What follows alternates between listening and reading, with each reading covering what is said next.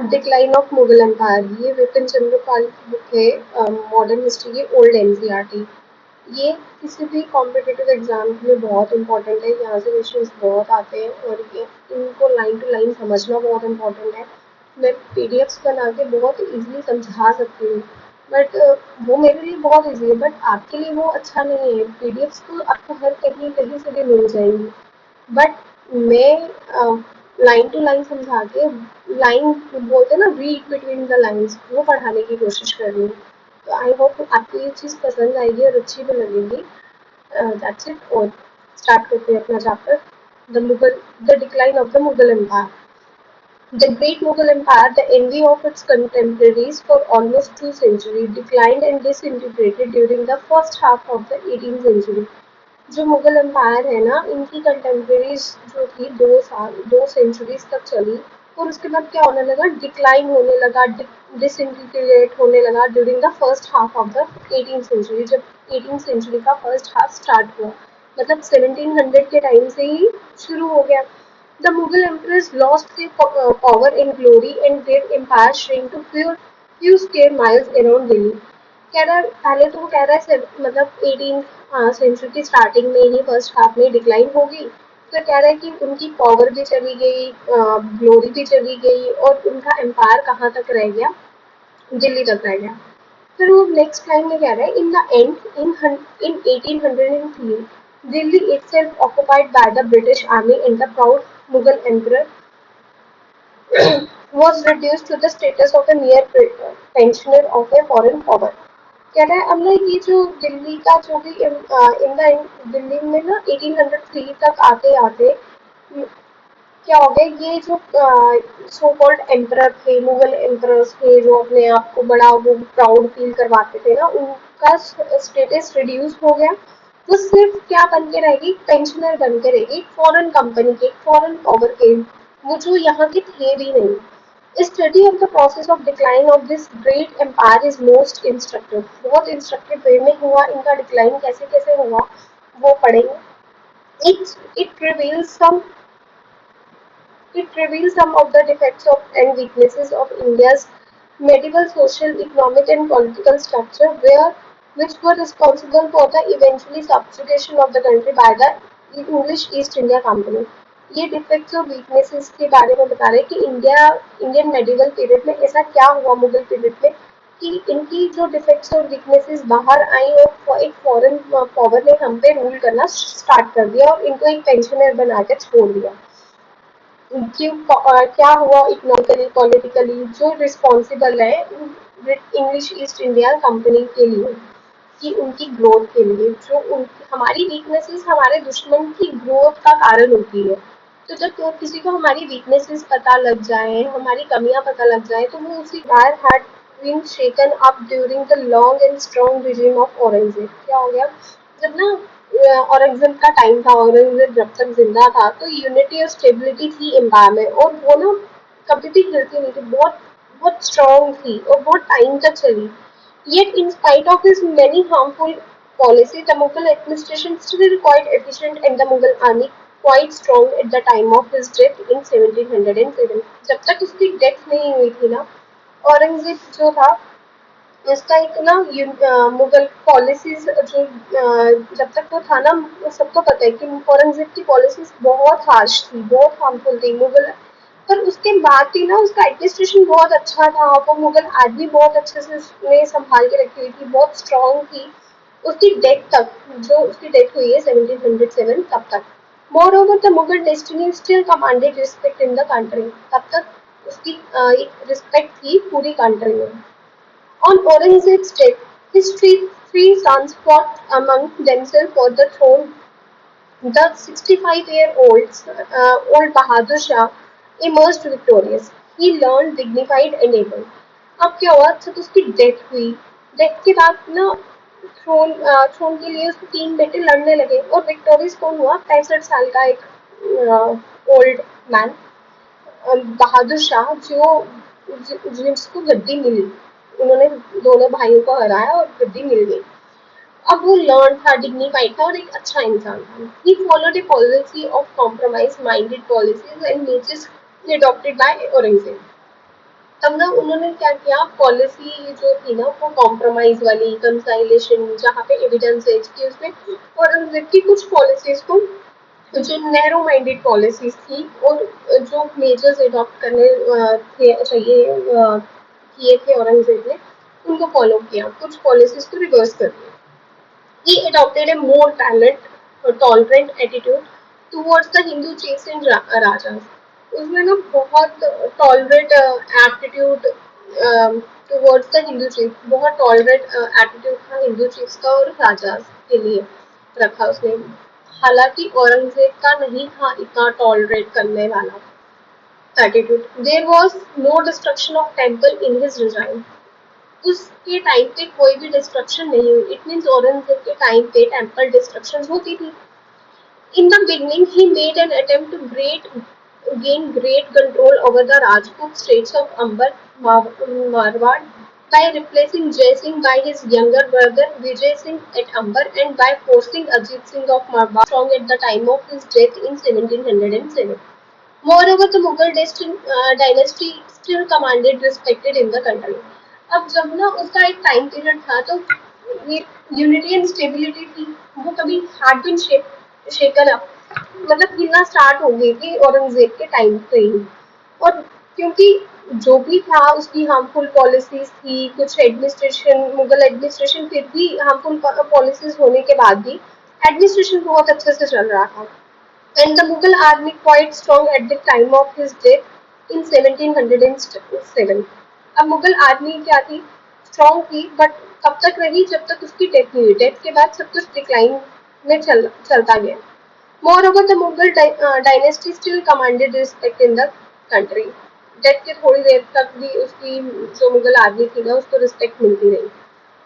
On Aurangzeb's death, his three sons fought among themselves for the throne. अब तीन बेटे throne के लिए लड़ने लगे. The 65-year-old Bahadur Shah emerged victorious. जो 65 साल का ओल्ड बहादुर शाह था वो जीत गया दोनों भाइयों से. और वो इंसान कैसा था, he was learned, मतलब समझने वाला, dignified, जिसकी कोई पहचान एंड एबल.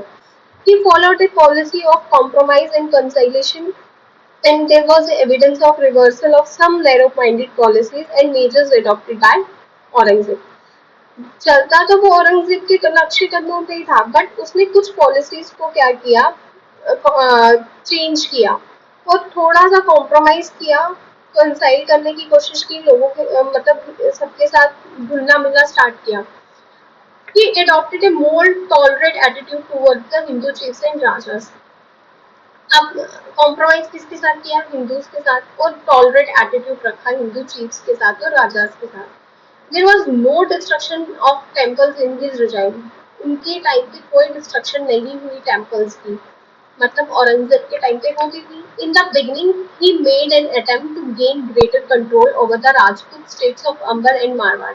अब स्टार्टिंग में क्या किया उन्होंने ना, राजपूत स्टेट्स को अपने कंट्रोल में लिया. कौन कौन सी, अंबर और मारवाड़, जो जोधपुर है, उधर रिप्लेस किया जय सिंह को उसके छोटे बेटे विजय सिंह के साथ अंबर में, एंड फोर्स किया अजीत सिंह को Marwar to submit to Mughal authority, की मुगल अथॉरिटी को रिप्लेस किया जय सिंह को यंगर ब्रदर के साथ, और उनको क्या किया अंबर में, और by forcing Ajit Singh of Marwar to submit Mughal authority, की अपनी अपने आप को सबमिट कर दो मुगल अथॉरिटी में. He also made an attempt to garrison to the cities of Amber and Jodhpur. वहाँ पर भी कंट्रोल करना, एक साथ लाना स्टार्ट कर दिया. This attempt was however met with firm resistance. This may have made him recognize the folly of his action, for he soon arrived at a settlement with two states. मतलब उसकी एक recognition मिली कि वो settlements करता है states के साथ. Though the settlement was not मैग्नीटोनियस, एकदम से नहीं हुई थी. दो देयर स्टेट्स वर रिस्टोर्टेड, द राजा जय Singh and Ajit Singh their demand of, इससे बोला तो हो नहीं गई, इन रिटर्न कुछ हुआ भी. डिमांड हुई मनसब की, हाई ऑफिस की, ऑफिस ऑफ सूबेदार, जो इम्पोर्टेंट है subedar, important provinces such as Malwa और गुजरात ने एक्सेप्ट नहीं किया था, मालवा और गुजरात ने. His policy towards the Maratha chiefs was that the half-hearted conciliation. पूरी तरह से नहीं बदला था, हम कंफ्यूजन में होते हैं ना, करें ना करें, हाफ हार्टेड था। While he granted them the Sardeshmukhi of the Deccan, he failed to grant the Chot and thus to satisfy them fully. अब उसने क्या किया, सरदेशमुखी दे दी डेक्कन को, एक टैक्स था, बट उसने चोट का नहीं दिया मराठास को, जो सेटिस्फाई खुद को फुली कर लिया कि हाँ भाई एक बात मानी एक बात नहीं मानी। He also did not recognize Shahu as the rightful Maratha king. Shahu ji थे मराठा किंग, शिवाजी राजे के पोते थे, तो उनको औरंगजेब ने कैद कर लिया था। जब कैद कर लिया तो जब ये आए, बहादुर शाह आया, तो बहादुर शाह ने क्या किया, पहले तो उनको रिलीज किया। जब रिलीज किया तो उसको राइटफुल मराठा किंग नहीं माना, और ये भी एक बात की जो नहीं मानी, तभी उनको कहा गया हाफ हार्टेड, आधी बात मानी आधी नहीं मानी। He thus let Tarabai and Shahu fight for the supremacy over the Maratha king. अब ना इस पे लड़ाई होगी किसकी, ताराबाई की और शाहू जी की। अब ताराबाई कौन थी, ताराबाई थी शाहू जी की aunt. The result was that the Shahu and the Maratha Sardar remained dissatisfied and the Deccan continued to be a prey to disorder. अब इससे क्या हुआ, शाहू जी और मराठा सरदार डिससेटिस्फाइड रहे और डेक्कन जो था वो कंटिन्यू होता रहा, इन चीजों का शिकार होता रहा। तो उनकी ग्रोथ कहाँ से होगी जब अपनी ही लड़ाइयों में वो उलझे रहेंगे। There could be no restoration of There could be no restoration of peace in order so long as the Maratha Sardar fought one another as well as fought against the Mughal authority. अब यहाँ क्या है, no restoration of peace. अब piece कहाँ से आएगी, घर पे की लड़ाई चल रही है, तो मराठा सरदार भी आपस में लड़ने लगे, एक कुछ ताराबाई की साइड हो गए, कुछ शाहू जी की साइड हो गए, और साथ साथ में वो मुगल अथॉरिटी से भी लड़ रहे हैं। Bahadur Shah had tried to conciliate the rebellious Sikhs by making peace with Guru Gobind Singh and giving him as a high manzil. अब बहादुर शाह ने क्या किया, कंसिलेशन की सिक्स के साथ, सिक्स को भी हम साथ में लेते हैं, उनके साथ पीस करने की कोशिश की। उनमें से कौन से गुरु के साथ की, गुरु गोबिंद सिंह जी के साथ, और उनको बोला मैं आपको एक हाई रैंक देता हूँ। But when after the death of गुरु, जब गुरु गोबिंद सिंह जी की डेथ हो गई, the Sikhs once again raised the banner of revolt in the Punjab under the leadership of Banda Bahadur. जब गुरु की डेथ हुई, सिक्स दोबारा से खड़े हो गए, दोबारा से रिवोल्ट करने लगे। जब रिवोल्ट करने लगे तो लीडरशिप किसकी लीडरशिप में, बंदा बहादुर की। The emperor decided to take strong measures and himself led a campaign against the rebels, who soon controlled practically the entire territory between the Satluj Jamuna, reaching the close neighborhood of Delhi. अब उन्होंने क्या किया, जो ये banner था ना पंजाब का under the leadership of Banda बहादुर, इन्होंने डिसाइड किया हम एक स्ट्रॉन्ग मेजर लेंगे, मतलब बंदा बहादुर की अंडर आ गए, बंदा बहादुर उनका लीडर बन गया, और वहां पे रिबल स्टार्ट कर दिया against the Mughal authority. Mughal authority में कौन था, बहादुर शाह। मैं ना बहुत बारी कंफ्यूज हो जाती हूँ, बंदा बहादुर एंड बहादुर शाह में सेम सेम नाम लगते हैं मुझे। अब जो एम्परर था, आप लड़ोगे आप किसी एम्परर से तो वो चुप करके थोड़ी ना बैठेगा, वो भी आपके अगेंस्ट स्ट्रॉन्ग एक्शंस लेगा। तो एंटायर टेरिटरी जो सतलुज और जमुना से लेके थे, क्लोज नेबरहुड थे, वहां पे कंट्रोल करना शुरू कर दिया। Even though he succeeded in capturing Lohgarh, a fort built by Guru Gobind Singh northeast of Ambala at the foothills of Himalaya and the other important Singh strongholds, the Sikhs could not be crushed, and in 1712 they recovered the fort of Lohgarh. अब क्या हुआ, लोहगढ़ एक fort है जो गुरु गोबिंद सिंह ने बनाया था north east of Ambala, foot hills of Himalaya में, और वो इम्पोर्टेंट स्ट्रॉन्ग होल्ड था। बट यहाँ पे वो क्रश नहीं हुए, और 1712 में इन्होंने ये रिकवर कर लिया फोर्ट लोहगढ़ को। लोहगढ़ नाम है। बहादुर शाह कंसिलियट छत्रसाल, अब Chhatrasal Bundela chief who remained A loyal feudatory, जो लॉयल फ्यूडेटरी कौन होते हैं, जो ये होते हैं ना लॉयल फ्यूडेटरीज कौन होते हैं, जो मीडिएटर्स होते हैं, जो किसान होते हैं, किसान से ऊपर जमींदार होते हैं, उनको बोलते हैं। and the Jat chief Churaman who joined him in the campaign against the Banda Bahadur. और जाट चीफ जो चुरामन था उन्होंने ज्वाइन किया कंपेनियन बहादुर शाह के साथ इसके अगेंस्ट बंदा बहादुर. There was further deterioration in the field of administration in Bahadur Shah regime. अब दोबारा से एडमिनिस्ट्रेशन में ना हलचल मचने लगी. The position of the state finances worsened as a result of his reckless grants of jagirs and promotions. उन्होंने ना बहुत ज़्यादा रेकलेस ग्रांट्स जागीर्स प्रमोशंस के चक्कर में ये सारी उनकी फाइनेंशियल कंडीशन बुरी होने लगी. During his regime, the remnants of the royal treasure amounting 1707 to some 13 crores of rupees were exhausted. 13 crore exhaust हो चुके थे, 13 करोड़ ही बचे थे औरंगजेब के डेथ के बाद. Bahadur Shah was grouping towards the solution. अब solution से सोच रहे थे सेटल कैसे करना है, given time दे रहे थे, imperial fortunes देख रहे. अनफॉर्चुनेटली उनकी डेथ हो जाती है. तभी 1712 में लोहगढ़ फोर्ट उनको वापस मिल गया. Plunged the empire was once again into a civil war. दोबारा से ये एम्पायर किस पे चला गया, सिविल वॉर में. इन न्यू एलिमेंट, अब न्यू एलिमेंट एंटर होता है मुगल पॉलिटिक्स में. In this and the succeeding Wars of succession. अब दोबारा से वही वॉर शुरू हो गई, सिविल वॉर मतलब घर लड़ाई शुरू हो गई. वाइल प्रिविलेज पहले लड़ाई जो थी, the contest of power had between the royal princess. पहले लड़ाई हुई थी रॉयल प्रिंसेस के बीच में, जो राजकुमार हैं वही लड़ रहे थे. And the nobles had merely, वो क्या कर रहे थे, सिर्फ सपोर्ट कर रहे थे थ्रोन के लिए. Now ambitious noble became direct contenders of power and used princes as a mere pawns to capture the seats of authority. अपना वो सिर्फ एक प्यादे बन के रह गए थे. In the civil war following Bahadur Shah's death, one of his less able son, जो काम की नहीं है, जहांगीर शाह, वो जीत जाता है. उसको किसने सपोर्ट किया था, जुल्फिकार खान ने. द मोस्ट पावरफुल नोबल था उस टाइम का. Jahangir Shah was weak. अब जहांगीर शाह कैसा था, वीक था. प्रिंस डीजनरेटेड प्रिंस था, जो डिवोटेड था, जिसको बस मेरी तारीफ करते जाओ. ही लैक्ड गुड मैनर्स. उसको अच्छी आदतें बिल्कुल नहीं थी, अच्छी तमीज नहीं थी, बात करने की तमीज नहीं थी, डिग्निटी नहीं थी, डिसेंसी नहीं थी. During the Jahangir Shah's regime, the administration was virtually in the hands of the extremely capable and energetic Zulfikar Khan, who had become his vizier. अब वो तो वीक था, तो अब जुल्फिकार खान क्या बन गया, उनका वजीर बन गया. Zulfikar Khan believed that it was necessary to establish friendly relations with the Rajput Rajas and the Maratha Sardars to consolidate the Hindu chieftains in general in order to strengthen his own position at the court and save the empire.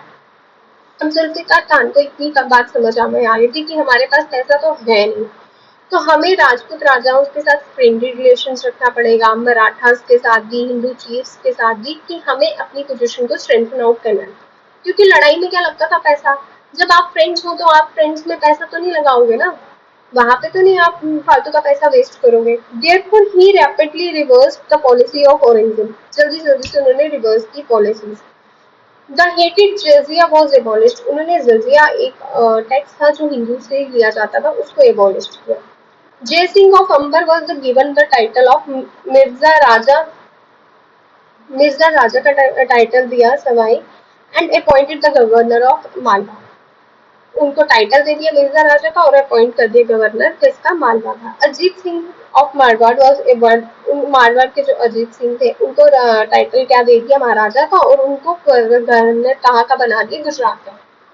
Zulfikar Khan confirmed the earlier private arrangement that his deputy in the Deccan, Daud Khan Pani, had concluded with the Maratha king Shahu in 1711.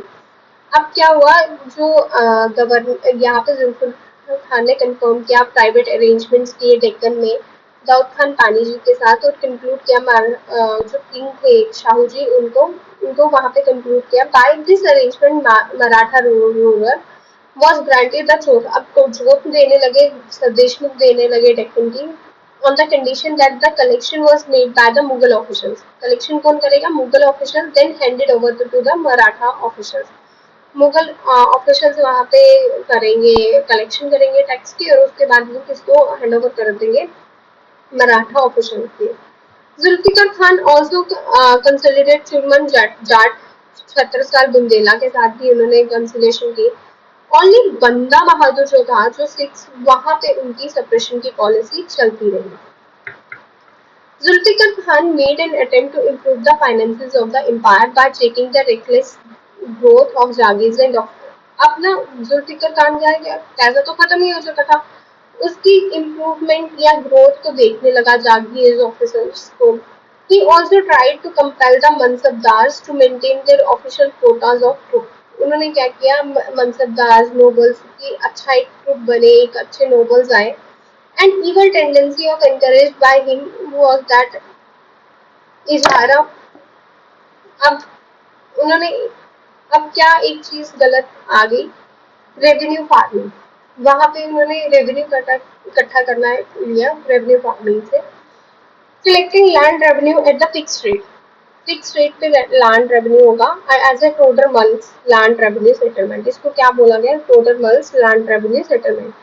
The government began to contract with the revenue of farmers and middlemen to pay the government a fixed amount of money, while they were left free to collect whatever they could from the peasant. अब ये total land revenue settlement में क्या किया, middle man को बोल दिया farmer से तुम जितना मर्जी लो, हमें जो फिक्स अमाउंट है वो तुम दे दो। तो मिडल मैन ने प्रेशराइज किसको करना शुरू किया, पीजेंट्स को, उनसे एक्सेस में लेने लगे, और पीजेंट्स वहां से दबना शुरू हो गए, जो आज तक भी हमारे इंडिया में प्रॉब्लम है।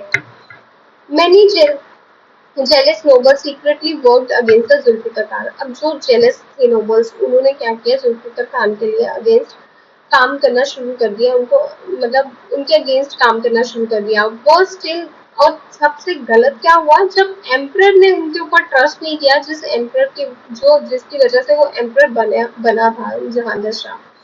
The emperor's ears were poisoned against the Zulfikar Khan by the unsurplus favorites. मतलब emperor के कानों में जहर घोल दिया। He was told that his wazir was becoming the powerful and ambitious and might even overthrow the emperor himself. उनको बोल दिया कि ये वजीर अब स्ट्रॉन्ग बन रहा है, आपको इतना नीचे गिरा देगा, और इसका एम्बिशन क्या है कि खुद एम्परर बनना। जो वो डरपोक एम्परर था, अब वजीर को निकाला नहीं, बट उसने क्या किया, इंटीग्रेट हिम सीक्रेटली, अंदर ही अंदर से उनके खिलाफ होने लगा। Nothing could have been more destructive of healthy administration. किसी भी हेल्दी एडमिनिस्ट्रेशन को अंदर से खोखला करना शुरू कर दो ना, तो वो फिर एक दिन आके एम्पायर गिर ही जाता है। Jahandar Shah's inglorious regime came to an early end in January 1713। जल्दी जहांगीर शाह का टाइम पीरियड खत्म हो गया 1713 में। When he was defeated by Agra, उनको डिफीट कहाँ पे मिली, आगरा में, बाय फर्रुखसियार हिज नेफ्यू, उनके भतीजे से, भतीजे का नाम क्या था, Farrukhsiyar. Farrukhsiyar has owed his victory to the Syed brothers. अब फर्रुखसियार को भी विक्ट्री कैसे मिली, सैयद ब्रदर्स। सैयद ब्रदर्स में कौन कौन थे, अब्दुल्ला खान और हुसैन अली खान, जिन्होंने, जो कौन थे, वजीर एंड मीर बख्शी थे। जो दोनों ब्रदर ने ये डोमिनेंट कंट्रोल किया ऑफिस का, और Farrukhsiyar lacked the capacity of rule, इसको भी ढंग नहीं था कैसे रूल करते हैं। He was cordially cruel, undependable and faithless। ये भी बहुत अनडिपेंडेबल और फेथलेस डरपोक टाइप का था। Moreover, he allowed himself to be influenced by worthless मतलब उसने भी अलाउ कर दिया वर्थलेस फेवर्स और फ्लैटर्स के लिए, कि हाँ भाई मेरी मेरी तारीफ होनी चाहिए। In in spite of this weakness, Farrukhsiyar was not give the Syed brothers a free hand. पर सैयद ब्रदर्स को उसने फ्री हैंड नहीं दिया था, but wanted to exercise personal authority, कुछ खुद की पर्सनल अथॉरिटीज के लिए। On the other hand, the Sayyid brothers was convinced that the administration could be carried on properly, the decay of empire checked, and their own position safeguarded only if they widely real authority and the emperor merely resigned without ruling। अब ना उन्होंने बोला कि अगर आप हमें full authority नहीं दोगे तो हम आपको सेफगार्ड कैसे देंगे, सेफगार्ड नहीं देंगे तो आपका तो रिजाइन जल्दी खत्म हो जाएगा, रूल करने से पहले ही खत्म हो जाएगा। Thus, there ensured a prolonged struggle for power between the emperor Farrukhsiyar and his wazir and Mir Bakshi. अब ना पावर ऑफ स्ट्रगल चलने लगी किनके बीच में, एम्परर और वजीर और मीर बख्शी सैयद ब्रदर्स के बीच में. Year after year the ungrateful emperor, जो जिसको कदर ही नहीं है किसी इंसान की, तो इन सैयद ब्रदर्स ने उठा के बाहर फेंक दिया. मैं भी होती ना, मैं भी बाहर फेंक देती, भाई मैं तुम्हारी हेल्प कर रही हूँ, तुम मुझे बता ही नहीं रहे हो, तो मैं भी उठा के बाहर ही फेंक दूंगी ना, जाओ फिर तुम जो करना है करो. In the end, in 1719, the Sayyid brothers deposed him and killed him. Sayyid brothers को मार दिया और खुद उस पोजीशन पे आ गए. नहीं, सैयद ब्रदर्स को नहीं मारा, सैयद ब्रदर्स ने depose and killed him. Farrukh Sayyid को मार दिया और खुद एम्परर बन गए. In his place they raised the throne in quick succession to young princes. अब दो यंग प्रिंस बन गए. Who died of consumption. अब ये जो बोलते हैं जो यंग प्रिंस थे, ये क्या किससे, दो और प्रिंस थे जो आ सकते थे, उनको ना कुछ खाने में मिला के दे दिया और उनको भी मार दिया. The Syed brothers now made 18 year old. 18 साल के एक बच्चे को एम्परर बना दिया. The three successors of Farrukhsiyar were near a puppet. अब ये तीन सक्सेसर जो थे ना, वो पपट बन के रह गए, किसके, सैयद ब्रदर्स के. Even their personal liberty to meet people and to move around was restricted. Personal liberty नहीं थी, कहीं move नहीं कर सकते. Thus, from 1713 until 1720, when they were overthrown, the Sayyid brothers widely administrative power of the state. वो क्या थे, Sayyid brothers widely administrative power थे state के. The Sayyid brothers adopted the policy of religious tolerance. अब इन्होंने क्या किया, religious tolerance लाया. ठीक है, they believed that the India could be ruled harmlessly only by associating Hindu chiefs and the nobles against them. अब उन्होंने बोला कि यहाँ पे हम, अब उनका कहने का मतलब क्या था कि हम रूल तभी कर सकते हैं अगर यहाँ पे हमें रूल करना है तो हमें हिंदू रिलीजियस को टॉलरेट करना पड़ेगा और उनको उनके हिसाब से चीजें करनी देनी पड़ेगी. एबॉलिश जो जजिया था Farrukhsiyar accession to the throne, abolish किया, जजिया एबॉलिश किया, पिलग्रिम टैक्स एबॉलिश किया, और अजीत सिंह, मोन over the Marwar, Ajit Singh, Jai Singh, Amber and many other Rajput princes, उनको हाई पोजीशन दी और उनको इन्फ्लुएंस किया हाई पोजीशन देके एडमिनिस्ट्रेशन में.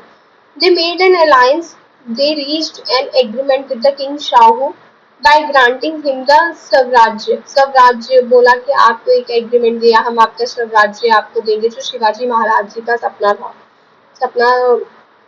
वो हम आप पूरा करो, हम आपको स्वराज्य दे देंगे. And the right to collect, उनको राइट दे दिया चौथ का, देशमुखी का, 6 प्रोविंसेस दे दिए डेक्कन को. In return Shahu agreed to support him in the Deccan with 1500 mounted soldiers. और उसके अगेंस्ट क्या किया शाहू जी ने, अब शाहू जी भी तो कुछ देंगे ना, सपोर्ट दी डेक्कन में 15,000 सोल्जर्स की.